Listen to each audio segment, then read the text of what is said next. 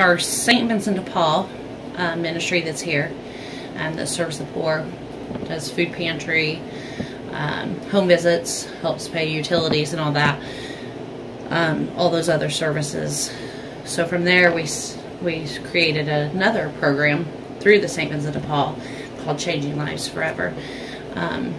It's a national program. There's several in Indianapolis. Greencastle, I believe, has one, but we're the only one here in the Wabash Valley. This is our 3rd year.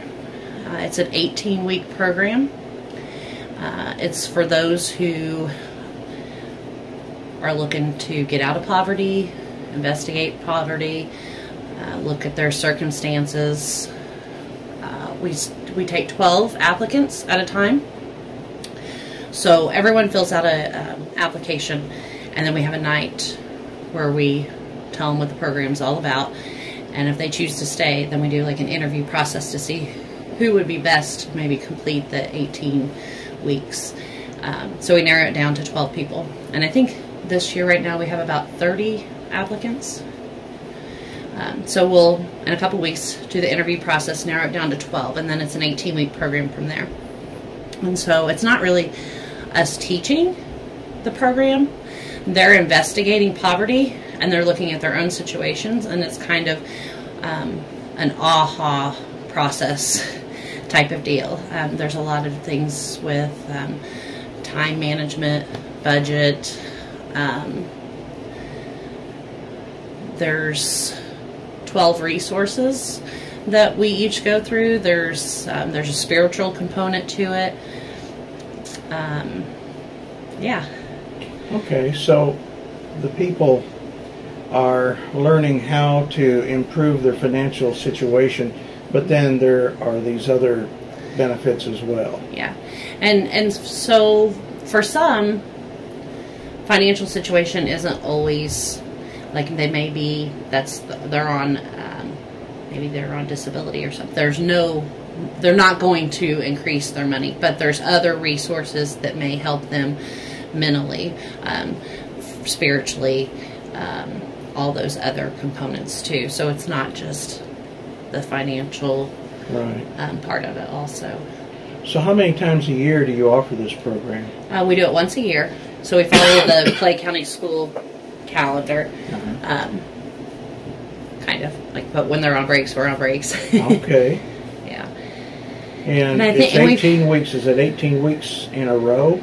It is, except for like when there's fall break, we don't meet. Christmas break, we don't meet. So there is a few weeks in there, and then we'll do they have a graduation ceremony that's usually in February, somewhere in there, where they'll receive a certificate and a gift for completing. And then it doesn't just stop at graduation. So then after graduation, we still meet once a month as a group, and they're paired with a mentor. So then we meet all summer long once a month and have a meal, and so the mentors get to know the mentees, and then once we're getting ready to start the other class, then we quit meeting that once a month, and just the mentors meet on their own personal time for about a year after. And they set a goal. They set lots of goals throughout the program, but at the end there's a really big goal that they set, and so that mentor is just trying to keep them on track of what have you done this month to get you closer to your goal, and just to keep rooting them on to completing a goal. I assume that if somebody applies for this program, if they're going to be accepted, they have to understand that they are going to disclose to their mentor their financial records.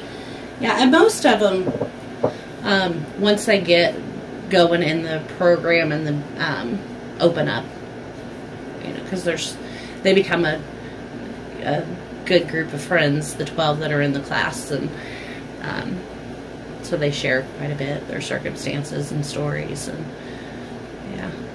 That's wonderful. Tell me some of the successes that you've had. Sure. So let's see, the first year we did it, we had one girl that went on to go to school, And another girl who didn't have a job when we started the class went on to working full-time. I'm trying to think. Last year, we had some, I mean, even some simple bulls that didn't have a license, or their license had been because they owed fines and fees and, you know, all kinds of different, where they were able to get their license, get a vehicle, then able to get a job because that was what was preventing them from working. We've had a couple people join the church that went through the class. So there's been several success stories. Absolutely. That's wonderful. Yeah. Anything we haven't talked about that you wanted to mention? I don't think so. And I think for most of them it's kind of, they go through and they investigate poverty on all levels, from national level to state level to our county, to their own issues of poverty. So they know that they're not out there by themselves, but this is a nationwide situation. Right.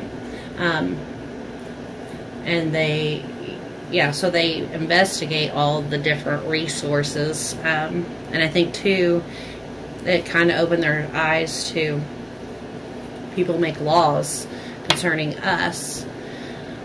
We need to be at the table. People need to understand, you know, when they're making these laws, because it's their job. They don't necessarily understand poverty if they've never lived in it. But the people who have or are living in it, they have some good information, you know, that they could be sharing. And they share lots of information with each other, especially resources. They're really good about, if one finds something, they bring it to class. Oh, you know. So they share lots of resources among each other. Do you have just one teacher? Do you bring in other people? Or? And there's 2 or 3 of us. We had to go through training in Indianapolis and do a retreat for it. And then part of the training was, and they did it here once, I think it was at the fairgrounds, where they do the poverty simulation. That was part of our training. It was a 3-day retreat. But it starts with, we have a meal for the whole family. All the family can come down. We have a meal first. And that's served by people in the parish. Sometimes people will donate money and we have it catered or bring in food. We have other organizations in the community, some of the sororities. The ladies at the soup kitchen come over and do a meal.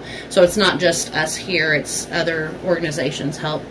So we do a meal and right before class. And we offer babysitting. So we have 2 ladies. If any of our people have children, they can bring their children and babysit while they're in class. Yeah. Now, how do they apply? I mean, do they call you here at the church? We have an application, and we give it out. I think the emergency food pantry was handing it out. We give it out here through the food pantry, and then I have them here in the office. So yeah, they could call here or come in and pick one up. And that has the information on it where they return the application to. Yep. Great. Okay. Yeah, so this will be our 3rd year. 3rd year. Yeah. Wonderful. Yeah. Natalie, thank you so much. I appreciate You're welcome. it. Now I'm gonna do the part that nobody likes. I'm gonna ask for your picture. Oh, okay. Nobody wants their picture taken, including me, but that's all right. All sweaty. No, you're not. There we go. Fantastic. Natalie Shonk. Perfect. All right. Well, thank you.